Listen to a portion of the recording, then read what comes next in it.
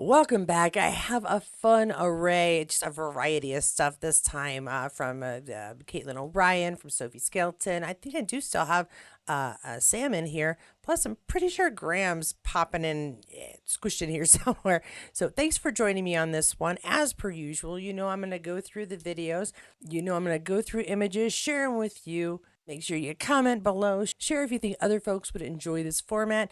Don't forget to like and subscribe and all that other fun stuff. I'll remind you again at the end, but I almost never say it in the beginning. Yeah, subscribe to the channel. It's way easier to find the videos when they come out.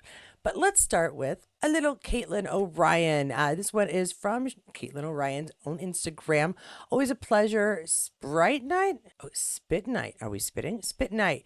Groovers, last night was special. I think this must be one of her poetry nights. Yeah, she's very big on the poetry. Let's see what we've got. She's having a drink and looking fairly comfortable. Yep, open on the stage. What a coincidence. I do have one of her stage times. It's not that one. At what point do you tell a girl a park's not just for play? At night time, stay away. There's danger lurking all around. And round about dusk, the rustles in the bushes might be home to something much more menacing than bushy-tailed creatures that are out to steal your crisps. The risks of a shortcut.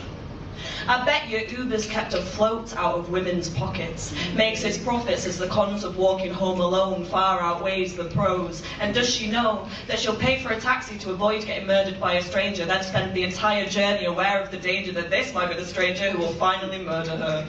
If I had a pound for all the pounds lost due to the cost of having to consider getting home without a costman, I still wouldn't earn the same as men. But then again, the system's rigged to constantly remind us our beauty is behind us, and so we must invest in lotions and potions, the extent of the ocean, to maintain a sense of relevance. I'm relatively sure if I'd have saved all the money that promised flatter tummies or younger skin or looking thin or better hair or buying uncomfortable underwear for him, he might be halfway to a mortgage. But more than that, I'd have a sense of power back. They profit off our lack, you see. Attack appearance constantly, confine us to the binary of slut or saint. We can't escape, we're both attainted. We're well acquainted with the shame, born into a losing game. And it's the same with contraception. Sex is no exception. We're expected to bear the burden, or else bear a burden that we never expected, hadn't projected for. And if we're lucky enough to get the pill for free, the bill will be floated by our bloated bodies. And it can cost us anything from mood swings and low sex drive to blood clots and higher rates of suicidal thoughts and depression. It's given the impression that we accept this as part of the course of womanhood, but it is understood that we would never expect this for a man, and who would trust them anyway. So we'll pay more to conform to societal norms, even down to spending more on our school uniforms. 12% more for a girl's blazer, not to mention on tampons and razors. It's crazy, but so normalised that it used to not faze me. Sometimes I wonder who I'd be if I existed just for me, if my entire existence hadn't consisted of persistently viewing myself through a male's gaze, if the haze lifted and I could wear whatever the fuck I want without consequence. And yet, I'm well aware of the hypocrisy of getting older. I'm well aware that not too far from now, their looks I once despised, I'll begin to crave. It's exposing in their light, but so much colder in their shade. If a woman falls in a forest and there's no man there to save her, can she even say she lived at all? I dread the moment I might feel invisible, where my aging body is less considerable. No wonder people are getting surgery to feel less fucking miserable. Do you know how it feels to hover above yourself? Hyper-aware, the left foot in the present, the right not really there because it's running away with itself, preparing itself for what could possibly go wrong because it has gone wrong. I'm tired of constant vigilance. I'm tired of constant vigils. They seem to be rising without uprising, and yet we act surprised every time another woman gets killed. Don't be too nice, it'll get you killed. Don't be so rude, it'll get you killed. Socialised into a politeness that still gets us killed. They rap bitch at us, and then within the same breath they complain they're not getting enough respect, and it's reflected in real life. It's reflected in banter with the guys, it's reflected in the wage gap, the thigh gap, the orgasm gap, the fact that victims are rarely believed, the fact that justice is barely achieved, the fact that it costs us so much more to just be. So tell me, because I want to hear what you have to say for it. At what point do you tell your girl her life is only worth what she is able to pay for it? Thank you. And I have nothing to add to that. Moving along. Shifting gears really a lot here. Outlander Online shares this. Izzy Mikkel Small and Joey Phillips play Who Would Die First in a Zombie Apocalypse at LandCon back in April. Zombie apocalypse. Who would die first?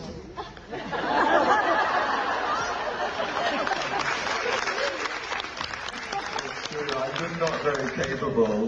There was one time we were getting a flight together, and thank God it was for Izzy, because I had no idea what gate I was at. I think I was like having a glass of wine. I was like, we've got ages, and Izzy was like, we need to get to the gate now. And so she's very organised. She's a planner, and so I think she would have a game plan. I think she probably already has a game plan just in her back pocket in case there is a zombie apocalypse. Whereas I just like open my front door and get instantly eaten. So yeah. Joey's too nice for his own good. Yeah, I just smile and. The zombie would be knocking at his door and he'd be like, come on in. I'll make you a tea. Yeah. This is where the stubbornness comes in handy. I'd refuse to die. And be like, no, I've decided that I will survive, so I will survive. Yeah, I think I'm there with Izzy. I think the other reason I'm alive right now is because there were so many bad things that happened and bad decisions I made, and I just refused to be like, no, I'm not done. I got stuff. Can die. I got things to do. More images from more of our cast. This one is Nell Hudson. I said she'll be at the gathering, just doing some kettlebell swings. Hey, you know what? I've been meaning to get a kettlebell. It's like part of my trying to get back into shape. It's not working. I still can't fit into my jeans. I'm going to have to buy new jeans for the gathering. But at any rate, she's doing well. I like her boots. I wouldn't wear those boots to work out, nor the tights. But you know what? If that's what she wants to do and that's what gets her going, then go for it. It's beautiful outside. That's where you want to do your exercise, outside in the beautiful weather. And she's also just a posing for us as well. Thank you very much, Nell. Graham, on the other hand, has some information to share with us. Graham McTavish, that's a wrap on Spartacus, House of Asher, and my character Chorus, whom I have grown to love. Thank you to a fantastic cast and crew, some of whom are shown here enjoying a quiet drink, including the one you know you are, who decorated my keep cup and kept me in an endless supply of flat whites. To the amazing stunt team and all the directors, and to everyone at Stars and Lionsgate for all their hard work and dedication towards bringing this story to life. Coming to 2025, I think you're going to love it. And at Spartacus Stars, Tenka Davies, Dan Hamill, Official, India Shaw Smith. I'm not going to get all these names right. I'm so sorry. Stephen Denight. It's time for Harina and Ludus Time Chorus. Yep, looks like a piece of work he's really proud of. So yeah, I might check that one out too. I have a list. I have too many things on my list to watch. Ed Brilliantly Balf shares this one. So this happened 24 hours ago. Somebody please pinch me. This is a good story. Hold on. My kids, not my kids, but this person's kids, pulled their pocket money as well as money from their after school jobs, reached out to Sophie on Cameo. I got this video early yesterday morning. Still not sure it's real. Pretty sure I have the greatest kids ever. That is freaking awesome. Hashtag best kids ever. Sophie Skelton, you've made my entire year. Truly, thank you so much. You're amazing. She shared this with us. Brilliantly Balf shares this. I think we need to check this out. Hi, Narelle. Your kids, who love you very, very much, have reached out and told me that you're a huge Outlander fan, and that you also will be finishing a master's soon. So the whole clan just want to say congratulations on your upcoming finishing. It's an amazing success, especially when they said that you're still working full-time as a teacher and that you've been raising them solo for the last 10 plus years. So we all just want to say that you are a superhuman and a super mum, and we're wishing you the best of luck with finishing the masters, and we hope you know how loved and appreciated you are by your kids and by the people in your life, and we are all supporting you. We're here behind you. You're amazing, and I hope that by the time you finish the masters, season 7 part 2 will be out November 22nd. So hopefully you can just put your feet up, relax for a little bit, and enjoy that, and just know that we are all here with you from afar. So much love and love from your kids. You're amazing. Right here with you. Good luck. Mwah. Bye. Oh, my heart. Is that just not the sweetest? That's super cool. And more power to her, man. She was teacher, parent, solo parent, as well as going to school, finishing her master's. Freaking fantastic. Awesome. Awesome. And then one last bit with Sam here. Daily Outlander here. Repost by Helinda. They say home is where the heart is. But God, I love the Scottish. Thank you, Sassenach Spirit, Sam Heughan, and Alex Norozi for coming to my hometown area. Never expected to see a Sassenach signing in my backyard, but it was a thrill. Also, Sam's little wiggle at the end, Outlander Sam. All right, let's check out the little wiggle we got at the end.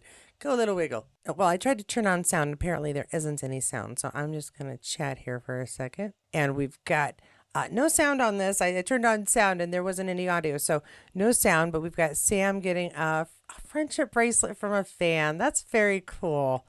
And let's see here. We're taking a picture. He's just there. He did a little wiggle. Yeah, that was the little wiggle. That was fun. That's cute. All right, and so we've got a still of him getting in the ass. See, super nice.